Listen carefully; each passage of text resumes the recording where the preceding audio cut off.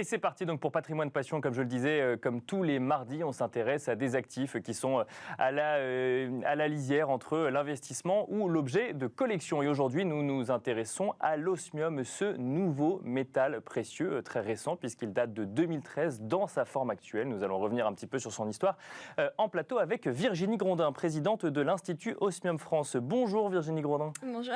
Bienvenue sur le plateau de Smart Patrimoine. Alors l'Institut Osmium France est tout récent, il date de juin 2021, mais c'est normal puisque l'osmium lui-même est un métal précieux. Je crois on l'appelle d'ailleurs le dernier né des métals précieux, qui lui-même existe depuis 2013. Alors expliquez-nous comment on peut en 2013 se rendre compte ou créer un nouveau métal précieux.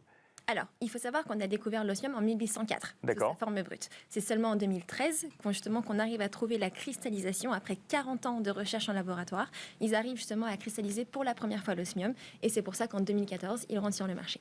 Parce qu'en fait, on crée donc un métal précieux en laboratoire. Alors, qu'est-ce qui fait qu'à partir du moment où on le découvre pour la première fois et ensuite, et 2013, il y a 40 ans de recherche qui permettent d'obtenir ce métal précieux? Alors, il faut savoir que sous sa forme brute, il est toxique. D'accord. C'est d'ailleurs pour ça qu'il a ce nom-là. Ça dégage une odeur, le tétroxyde de carbone. D'accord. Ça dégage une odeur assez forte qui est justement toxique pour le corps humain. Et après, une fois qu'on a trouvé, donc on a cherché pendant 40 ans, il faut savoir que la cristallisation, c'est 160 étapes qui prennent parfois 3 mois juste pour une étape. D'accord. Ce qui permet d'avoir cette forme-là cristallisée et qui, du coup, a permis de développer le marché.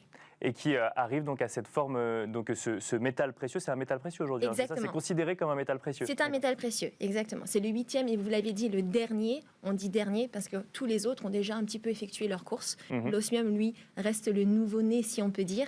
Et donc, du coup, il commence tout juste sa course. Alors, on connaît des diamants réalisés en laboratoire. Mais bon, donc là, en fait, j'ai envie de dire, quand on réalise des diamants en laboratoire, on sait ce qu'on veut obtenir à la fin. Et on veut simplement l'obtenir d'une façon différente de ceux qu'on trouve directement de manière naturelle. Quand on fait de l'osmium en laboratoire, concrètement, il y a quand même un métal précieux à l'origine de l'osmium, non? C'est un dérivé du platine, c'est ça? Exactement. En fait, alors un petit peu, vous l'avez dit, hein, c'est les métaux du groupe de platine, un petit peu comme l'iridium, le rhodium, le ruthenium et le plus connu, le platine. D'accord. Et en fait, voilà, dans 30 000 tonnes, il n'y a pas de mine d'osmium.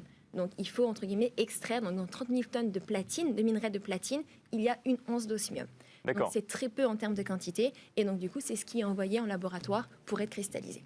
Quand vous dites que dans 30 000 tonnes de platine, il y a une once d'osmium, ça veut dire que c'est un métal qui existe de manière naturelle ou qui est ensuite retraité, enfin, le platine est retraité pour obtenir de l'osmium? Non, c'est un métal qui existe sous sa forme naturelle. D'accord. Il a une forme brute. Mais qui existe en fait au sein de dérivés du platine. Exactement. D'accord, ok, je comprends. Exactement.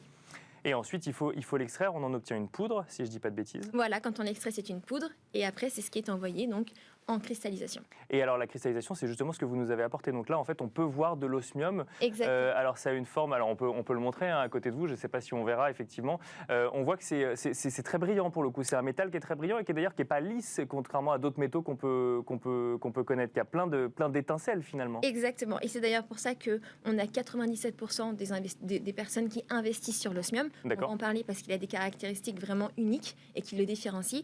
Mais il a aussi ce côté visuel extrêmement, on appelle d'ailleurs le sunshine element en anglais, qui a vraiment un éclat particulier qui permet vraiment de le reconnaître parmi beaucoup d'autres. Et vous avez raison, donc il y a une face lisse. Et donc, du coup, au-dessus, il a une face qui est un petit peu... Alors, montrez-le un peu plus haut, pardon, effectivement, oui. Voilà. Qui a des sortes, entre guillemets, un petit peu de cristaux, en fait, qui se forment pendant la cristallisation. Ce qui, d'ailleurs, permet de rendre toutes les pièces uniques. Parce que tous les cristaux vont former un angle et des cotes en fait, bien particulières, ce qui permet de les différencier et donc du coup de donner ce visuel-là. Parce que là, donc, effectivement, il y a une face un peu plus rugueuse ou en tout cas une face avec, plus brillante et une face lisse. Les deux faces, c'est de l'osmium. Hein. C'est purement de l'osmium. Toutes les pièces doivent comporter 99,9995% de pureté. D'accord, ok. Et alors là, effectivement, donc, il y a 3 pièces différentes. La question qu'on peut se poser, donc, il y a un nouveau métal précieux qui est créé en laboratoire. Qu'est-ce qu'on en fait concrètement? On fait des bijoux aujourd'hui avec de l'osmium ou quel est l'usage? Alors je sais que c'est récent, hein, mais est-ce qu'il y a un usage dédié à l'osmium aujourd'hui? Alors oui, comme je disais, 90% 97%, c'est de l'investissement. Tout simplement, on parlait de ces critères-là justement qui sont vraiment importants, notamment il a la plus haute densité de tous les éléments, il a une haute résistance à l'abrasion, il a un point de fusion qui est extrêmement élevé. Alors l'abrasion, pardon, pour ceux qui ne savent pas ce que c'est. Il est stable, on ne peut pas le... D'accord, voilà, ok, comme le diamant par exemple. Comme le diamant, d'accord, exactement. Je comprends, oui, bien sûr. Et donc du coup, voilà, il protège contre les rayons gamma, comme je disais, donc il a énormément de points physiques qui du coup le différencient et le rendent complètement unique. Donc, alors vous nous avez dit 97%, ils vont c'est de la spéculation peut-être un petit peu dessus, ou en tout cas vont placer une partie de leur argent, parce que bon, on va en reparler, hein, mais effectivement quand on parle de quelque chose de nouveau comme ça, il faut mettre effectivement les guillemets quand on parle d'investissement. Je voudrais revenir sur les 3 autres pourcents. Là pour le coup c'est de la bijouterie. Exactement, bijouterie. Donc il y a des marques qui sont connues maintenant, qui ont fait déjà des collections avec de l'osmium.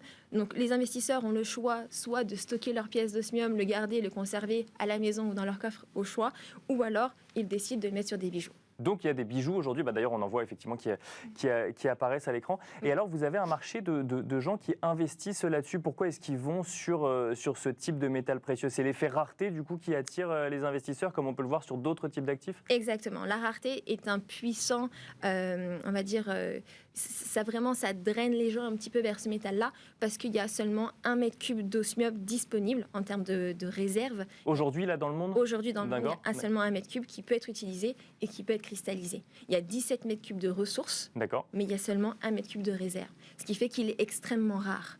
Mais alors, donc là, ça veut dire que la quantité d'osmium existante est finie, ou on pourra en recréer d'autres de toute façon? Non, on ne pourra pas créer d'autres sources d'osmium. Et c'est d'ailleurs pour ça que les Américains parlent du Big Bang de l'osmium, parce que les scientifiques estiment que dans 8 à 15 ans, il pourrait y avoir une pénurie des ressources premières, donc de la matière en elle-même d'osmium, et qu'à partir de là, tout l'osmium serait entre les mains des investisseurs. D'accord, je comprends. Donc c'est pour ça c'était cet effet rareté, effectivement. Alors, bon, c'est une tradition dans cette émission, quand on parle d'investissement, on aime bien alerter sur les avantages et les inconvénients, si je puis dire, puisque là, il y a un prix affiché sur l'osmium, par exemple, ou ça dépend vraiment du marché? Non, alors c'est un prix qui est fixé quotidiennement en Suisse. D'accord. Il faut savoir qu'à peu près, maintenant, actuellement, aujourd'hui, il fait à peu près 1 750 €. D'accord. Sachant qu'en... L'once d'osmium, du coup? Le gramme. Le gramme, d'accord. Le gramme, 1 750 € le gramme d'osmium. Sachant qu'en 2017, il valait seulement 800 € le gramme. D'accord. Donc on a pu observer vraiment une courbe de prix qui reste stable, qui fait qu'augmenter, mais du coup intéressant en termes de prix. C'est un actif liquide. Il y a suffisamment de monde sur ce marché du coup pour le revendre, si jamais on veut revendre son osmium aujourd'hui? Alors vous l'avez dit, hein, c'est un marché qui se développe. Donc du coup, 2014, ça reste vraiment... oui, c'est récent. C'était hier, oui, exactement, ouais. C'était hier. Donc du coup, le marché est en train de se développer. Il se développe rapidement, il se développe mondialement. Moi, j'ai l'Institut français, mais il y a déjà 30 instituts dans le monde. L'Institut mère est en Allemagne, donc c'est de là où tout est parti, hein, Allemagne et Autriche, et maintenant il s'est développé dans le monde.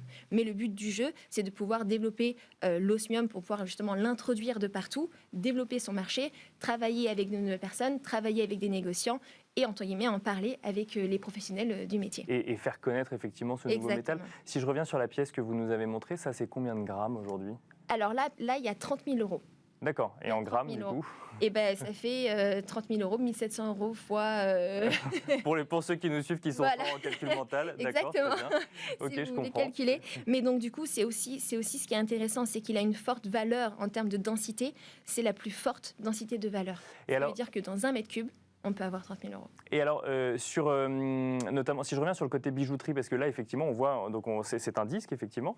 Est-ce qu'on peut le fondre, par exemple, pour en faire un bijou? Non, on ne peut pas comme l'or ou l'argent, par exemple. Exactement. On peut couper, c'est-à-dire qu'avec l'érosion du fil, c'est un système justement pour couper. On peut couper des pièces qui sont extrêmement précises, avec la différence avec d'autres métaux, ce qui du coup permet de les mettre sur n'importe quelle forme de bijou, sachant que la pièce d'osmium gardera sa valeur intrinsèque, ce qui du coup est intéressant, ce qui permet de pouvoir acheter une pièce avec un bijou avec de l'osmium, tout en gardant sa valeur. Et si on le coupe en deux, du coup, on divise la valeur en deux mécaniquement, donc on revient sur un calculogramme. Exactement. D'accord, je comprends. Okay. Exactement.